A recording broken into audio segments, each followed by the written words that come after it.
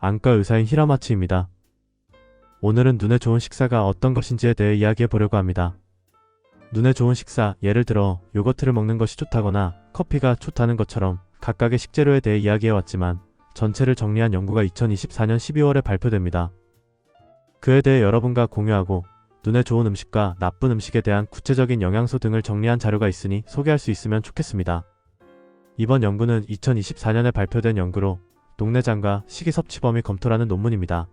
관심이 있는 분들은 조금 조사해 보시기 바랍니다. 어떤 연구인지 말하자면 어떤 사람이 연구를 해서 눈에 좋은지 아닌지를 조사한 것이 아닙니다. 지금까지 세상에는 눈에 좋다고 알려진 음식이 많이 있지만 이것이 정말 사실인지에 대한 진위를 조사하고 많은 연구 논문을 정리한 연구입니다. 실제로 음식이 좋다고 말하지만 그렇지 않은 경우도 있죠. 실제로 어떤지 조사해봤습니다. 이 연구에서는 19개의 논문, 즉 한 사람이 아닌 19개의 논문을 모아 하나의 논문으로 조사해보았습니다. 그렇게 보면 실제로 식사와 눈 질병은 약 80% 정도 관련이 있으므로 식사에 주의하면 눈이 좋아지기 쉬워요. 식사에 주의하지 않으면 시력이 나빠지기 쉽다는 것이 약 80% 정도는 말할 수 있다는 것이 나타났습니다.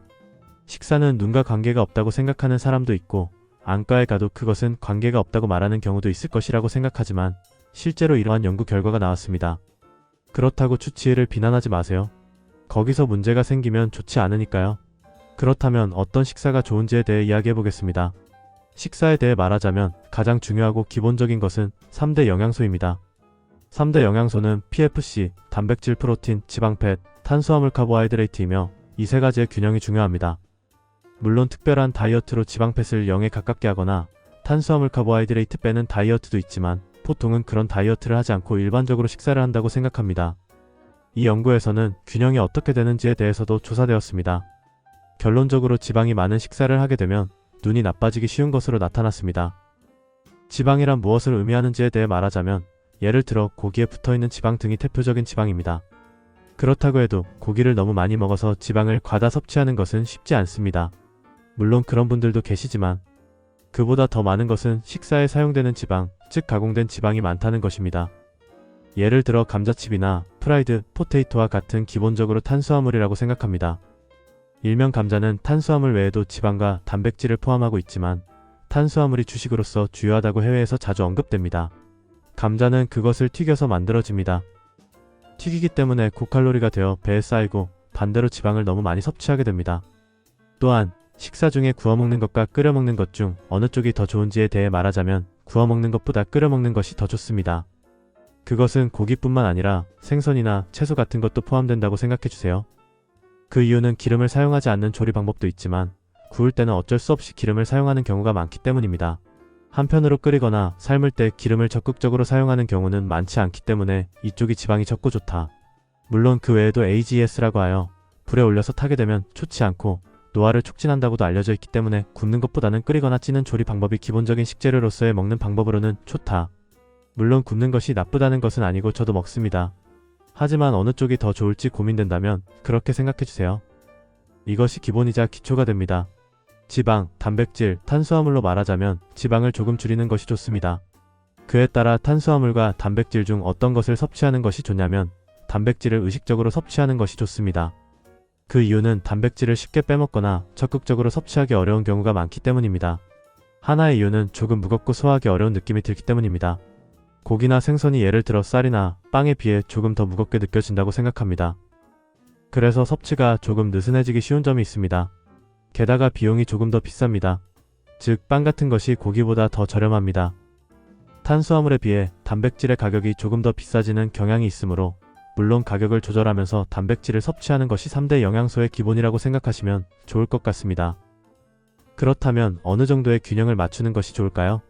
일반적으로 권장되는 기준은 체중 1kg당 약 1g의 단백질을 섭취하는 것이 좋다는 생각입니다. 이는 여러 가지 의견이 있습니다. 예를 들어 체중이 60kg라면 하루에 약 60g 정도의 단백질을 섭취하는 것이 좋습니다. 지질 섭취량의 기준은 총 섭취 칼로리의 10% 이하가 너무 적기 때문에 1020% 정도로 유지하는 것이 좋다고 알려져 있다. 그리고 남은 부분으로 탄수화물을 섭취하는 것이 좋다는 생각이 기본에 있습니다. 물론 그것은 당신의 몸의 병 상태에 따라서도 달라질 수 있으니 일반론으로 생각해 주시면 좋겠습니다. 그리고 재료 선택도 중요합니다. 채소나 과일, 고기, 생선, 곡물, 뿌리채소 등 다양한 것들이 있죠. 이번 연구에서는 일정량의 채소와 과일을 섭취하는 사람이 눈 질병의 위험이 낮아질 것이라고 알려져 있었습니다. 특히 채소로는 케일과 당근이 있는데 당근은 뿌리 채소라서 채소라고 하기에는 조금 애매하지만 당근, 시금치, 과일로는 복숭아와 오렌지가 이번 연구에서 비교적 좋다고 알려져 있습니다. 과일이라고 하지만 주스는 어떻게 되는지 물어보는 경우도 있습니다. 채소도 마찬가지입니다. 야채 주스는 어떻게 생각하냐면 결론은 좋지 않습니다. 왜 좋지 않냐면 야채나 과일을 주스로 만들면 식이섬유가 손실될 수 있기 때문입니다. 물론 그 점에 대해 상당히 주의하는 분들도 계시겠지만 일반적으로는 식이섬유가 손상되어 결과적으로 과일이나 채소의 좋은 점이 상당히 줄어들게 됩니다. 현대의 우리는 어쩔 수 없이 이전보다 식이섬유 섭취량이 줄어들고 있다고 합니다. 그래서 식이섬유를 어느 정도 적극적으로 섭취해 주셨으면 합니다. 곡물로 말하자면 흰쌀이 아니라 예를 들어 찹쌀불이나 현미를 조금 섞으면 더 좋다고 합니다. 채소와 과일은 생으로 물론 씻거나 자르는 것은 괜찮지만 가공하지 않고 섭취하는 것이 좋습니다. 오렌지와 복숭아가 좋다고 했지만 오렌지를 먹게 되면 씹는데 시간이 걸려서 많은 양을 섭취하기는 어려울 것 같습니다. 하지만 오렌지 주스로 마시게 되면 쉽게 많이 마실 수 있습니다. 그러면 과당, 즉 당분이 적극적으로 흡수되어 혈당이 급격히 상승하게 됩니다. 혈당치는 몸 안에서 방금 언급한 세 가지 주요 영양소 중 탄수화물에 해당하는 부분으로 몸을 움직이는 데 필요한 영양소입니다. 필요한 영양소라면 좋다고 생각할 수도 있지만 모든 것이 필요하지만 과다 섭취는 좋지 않고 급격하게 섭취하거나 갑자기 줄어드는 것은 좋지 않다. 그런 의미에서 주스라는 형태는 갑자기 너무 많이 섭취하게 되어 몸에 그리 좋지 않습니다. 원래 인간은 나무에서 자라는 과일을 따서 먹거나 나무 열매를 먹거나 물고기를 잡아 굽거나 해서 먹었다. 주스 같은 기술은 예전에는 와인을 만들기도 했지만 본래 그런 것이 아니기 때문에 기본적으로 과일을 섭취하는 것이 인간에게 더 적합하다고 생각해 주시면 좋겠습니다. 그리고 야채를 자르는 것은 괜찮다고 생각하지만 믹서에 갈아서 걸러내면 주요 식이섬유가 줄어들기 때문에 가능하면 그대로 씹어서 드시는 것이 바람직하다고 생각해 주세요. 특히 이번에 소개해드린 것은 케일과 시금치입니다.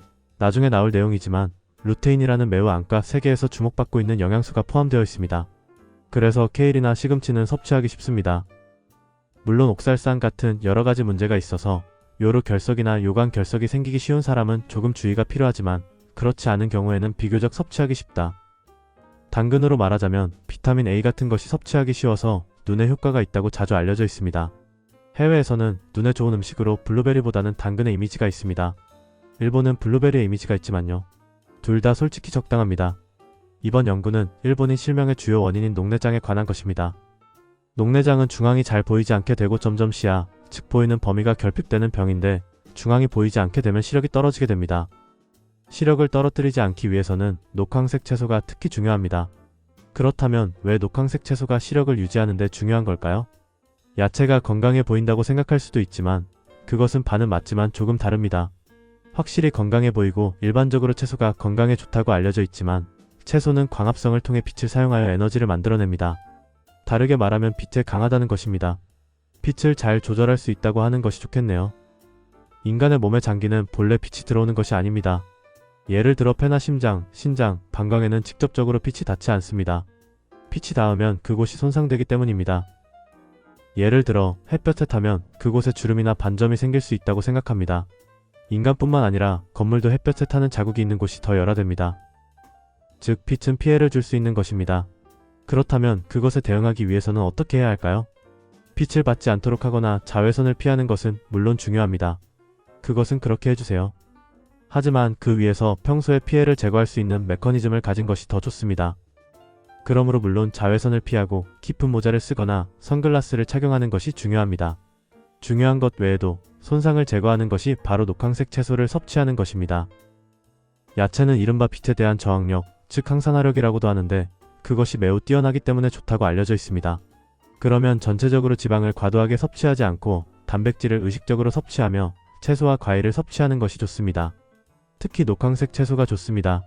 일반적인 생각인 것 같습니다. 더 나아가 자세히 말하자면 비타민도 있습니다. 어떤 비타민이 좋다고 생각하시나요? 비타민 A, C, B, D, K가 각각 좋고 효과적이라고 생각합니다. 그래서 각각의 비타민을 조사해보고 눈에 미치는 영향에 대한 연구를 모아보니 결론적으로 모든 것이 좋은 것은 아니다.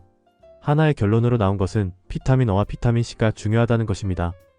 원래 비타민 A, C라고 많이 이야기했는데 A, C가 눈에 좋다고 했었지만 이 연구에서는 이가 조금 부족했던 것 같습니다. 그래서 A씨라고 생각해 주시면 좋을 것 같습니다. 비타민 어는 레티놀 등 여러 가지로 불리지만 실제로 눈의 시세포에 중요한 영양소입니다. 예를 들어 비타민 어가 매우 부족한 사람은 야맹증이라고 하여 밤에 잘 보이지 않게 되는 것을 알 수 있습니다. 그래서 예전에는 비타민 어가 부족해서 잘 보이지 않거나 밤에 잘 보이지 않는 분들이 많았습니다. 특히 전후에 그런 경우가 많았죠. 그래서 간유드롭 같은 것을 먹어본 경험이 있는 분들도 계실지 모르지만 그때는 영양을 보충하던 시절이 있었습니다. 지금은 그렇게까지 할 필요는 없지만 좋은 음식이 많이 있어서 비타민 어를 섭취할 수 있습니다. 그리고 두 번째는 비타민 C입니다. 비타민 C는 항산화, 즉 손상 제거에 매우 뛰어납니다. 앞서 말했듯이 눈은 빛의 손상에 약합니다. 피부와 피부를 깨끗하게 유지하기 위해 비타민 C가 좋다고 하거나 피부를 하얗게 유지하기 위해 비타민 C를 섭취하는 것이 좋다고 하거나 비타민 C를 바르는 것에 대해 들어본 적이 있을 것입니다. 그것과 같은 맥락입니다. 눈이 타버리는 것은 좋지 않기 때문에 비타민 C가 좋습니다. 하지만 비타민 B가 시신경에 좋다고 들은 분들도 있을 것입니다. 그것도 말씀하신 대로입니다. 하지만 일반적인 비타민 B 섭취 방법으로는 큰 차이가 나지 않는다는 것이 이번 연구 결과에서 밝혀졌습니다. 그렇다면 의미가 없는 건가? 사실 여러분이 생각하는 비타민 B가 좋다는 것은 비타민 B의 특정 성분을 일반보다 더 많은 양을 투여함으로써 녹내장 질병을 예방하거나 신경을 조금 더 강하게 할 수 있다는 연구가 현재 활발히 진행되고 있습니다. 나중에 이 정도의 양을 섭취하는 것이 좋다는 지표를 제시할 수 있을 것 같습니다. 현 상태에서 굳이 비타민 B를 추가로 섭취할 필요는 없고 어와 C를 섭취하는 것도 괜찮지 않을까 생각합니다. 또한 카로틴, 엽산, 루테인 등의 영양소는 눈에 매우 중요합니다. 엽산은 비타민 B의 일종이기 때문에 비타민 B를 섭취하면 좋다고 생각할 수 있지만 비타민 B 전체가 아니라 엽산이 좋다고 생각해 주시면 좋겠습니다. 이러한 영양소, 특히 루테인이라는 영양소는 눈에 매우 중요합니다. 안과 의사의 99%가 추천하는 영양소에 대한 동영상도 있으니 보시면 좋겠습니다. 그곳에서도 루테인이라는 영양소를 추천하고 있습니다. 이 이야기를 하면 블루베리의 안토시아닌이 좋다고 말하는 경우도 있습니다. 블루베리의 안토시아닌은 나쁘지 않지만 그저 그런 표현이 매우 솔직한 표현입니다. 안토시아닌은 앞서 언급한 항산화 물질로, 즉 빛으로 인한 손상을 제거해주는 매우 우수한 영양소입니다. 다만 눈에는 그다지 효과가 없습니다. 몸 전체를 순환하는 영양소입니다. 그래서 예를 들어 몸에 반점이 생기거나 몸이 손상을 입는 것은 좋을 수 있지만 눈의 손상을 없애는 것은 조금 불안하다고 생각해주세요. 눈이 작아서 작은 눈에 얼마나 모일 수 있는지 말하자면 조금 힘듭니다. 한편 루테인은 눈에 모입니다. 그렇다고 해서 눈 전체에 모이는 것은 아닙니다. 수정체라는 눈의 구슬 안에 렌즈에 모입니다. 수정체라는 렌즈를 통해 빛을 눈의 깊숙한 곳으로 통과시키기 때문에 상당히 빛을 통과시키는 장소입니다. 그래서 손상을 입으면 수정체, 즉 투명한 렌즈가 흐려지기 때문에 루테인으로 어떻게든 조절하고 있다. 이것이 부족해지면 어떻게 되는지 말하자면 백내장이라고 하여 나이에 따라 눈의 렌즈가 하얗게 변해버린다. 그래서 투명했던 렌즈가 빛의 손상으로 하얗게 변한다. 흔히 말하길 생달걀의 흰자는 투명하다. 불에 올리거나 에너지를 가하면 하얗게 변한다. 이런 상태가 되기 쉽다고 하니 루테인을 섭취하는 것이 그렇게 되지 않도록 도와줄 것입니다. 그리고 다음에 어디에 모이기 쉬운가 하면 눈의 깊은 곳, 망막에 있는 황반이라고 하는 노란 반점이 있는데 이는 눈의 빛을 방어해주는 곳입니다. 노란색은 보색, 즉 반대 색인 블루라이트로부터 보호해준다고 합니다. 그런 의미에서 빛의 손상을 제거하기 쉬운 색입니다. 하지만 40세를 넘으면 이 황반이라는 색소의 눈방어 기능이 점차 감소한다는 것이 알려져 있습니다. 그것을 구성하고 있는 것이 루테인입니다. 참고로 루테인 근처에는 제아잔틴이라는 영양소도 존재합니다. 제아잔틴을 섭취하는 것도 있지만 루테인이 제아잔틴을 대신하기 때문에 루테인만 섭취해도 문제 없다고 생각합니다. 이것은 섭취함으로써 영양소가 눈에 도달한다는 것도 알려져 있습니다. 그래서 먹어도 눈에 잘 닿지 않을 것이라고 생각할 수 있지만 전혀 그런 것이 아닙니다. 눈에 모이기 쉬워서 눈을 보호하는 것이 알려져 있으니 꼭 루테인을 섭취하시는 것이 좋습니다. 그렇다면 얼마나 섭취해야 하는지에 대해 말하자면 루테인으로는 하루에 약 10mg 정도가 좋다고 합니다. 시금치로는 이 정도 양을 데쳐서 먹는 것입니다. 매일 섭취하는 것이 가장 좋지만 주 23회 정도의 빈도로 정기적으로 섭취하면 몸에 쌓여있는 손상을 제거하기가 더 쉬워집니다. 하지만 한 달에 한 번 대량으로 먹는 식사는 의미가 없습니다. 항산화라는 손상으로부터 보호해주는 기능은 매일 섭취하고 매일 소비하면서 적당한 수준으로 유지됩니다. 많이 먹고 많이 멈추는 식사는 바람직하지 않다고 생각해 주시면 좋겠습니다. 다음에 소개할 영양소는 주의해야 할 음식입니다. 그것은 바로 철분입니다. 철분은 몸에 좋을 것 같은 인상을 주고 혈액을 흐르게 하니 좋지 않을까 생각하기 쉽지만 물론 철분이 부족한 사람이 섭취하는 것은 좋은 일이에요. 하지만 과다 섭취에는 주의가 필요합니다. 또한 마그네슘이라는 영양소가 있는데 이는 적게 섭취하는 것은 좋지만 과다 섭취할 경우 눈 질환을 유발할 가능성이 있다는 연구 결과가 나오고 있으므로 조금 주의해 주시면 좋을 것 같습니다. 비타민 O와 C는 어떻게 섭취해야 하는지에 대해 말씀드리자면 기본적으로 포충제가 아닌 식사로 섭취하는 것이 좋습니다. 다만 좋아하는 것과 싫어하는 것이 있거나 식사에서 균형 있게 섭취하지 못하는 사람들이 멀티비타민이라고 하여 여러가지 비타민이 포함된 것을 한 번에 섭취하는 것은 하나의 방법입니다. 대량으로 섭취할 필요는 없습니다. 일반적인 허용량 범위 내에서 섭취하시는 것이 좋다고 생각합니다. 그렇다면 어떤 멀티비타민이 좋은가 하면 일반적으로 판매되는 것으로 충분합니다. 예를 들어 DHC나 네이처메이드 같은 다양한 제품이 있습니다. 그런 느낌의 저렴한 것이라면 전혀 상관없으니 그런 것을 적극적으로 섭취하시는 것이 좋다고 생각합니다. 아니, 하지만 안과에서 이른바 안과 전용 보충제 같은 것도 있지만 그쪽이 더 좋은지에 대해서는 예를 들어 황반변성이나 녹내장 환자에게 권장되는 것이라고 생각합니다. 특히 황반변성의 경우 AREDS라고 하며 대규모 연구를 통해 보충제를 섭취하는 사람과 그렇지 않은 사람을 비교하고 있습니다. 특히 루테인을 포함한 것을 섭취하면 눈 질병에 걸릴 확률이 낮아진다는 연구 결과가 나왔습니다. 노화 황반변성증이라고 하는 노화로 인한 눈 뒤쪽에 질병이 있는 경우 상당히 안과 의사에게 추천받습니다. 그런 사람은 그쪽에 특화된 것이 좋습니다.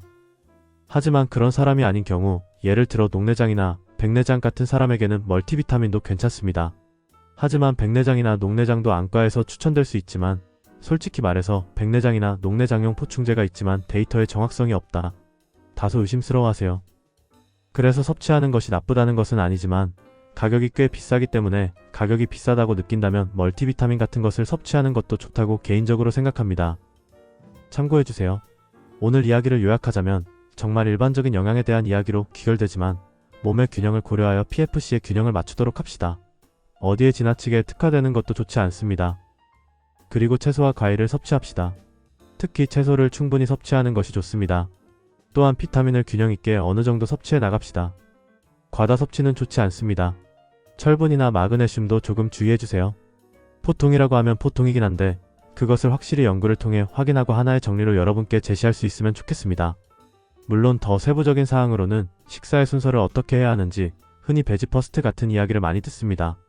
식사를 거르는 것이 어떤지, 실제로 어떤 녹황색 채소와 과일, 음료 재료가 좋은지, 매일 커피, 녹차, 사과, 식초를 마시면 어떻게 되는지, 나토나 요거트를 먹으면 어떻게 되는지에 대한 영상도 있으니 꼭 그쪽도 봐주시면 기쁩니다. 각각에 대해서는 그쪽 동영상에서 설명하겠지만 이번에는 눈 질병에 걸리지 않기 위한 식사의 기본을 하나의 큰 틀로 생각해 주시면 좋겠습니다.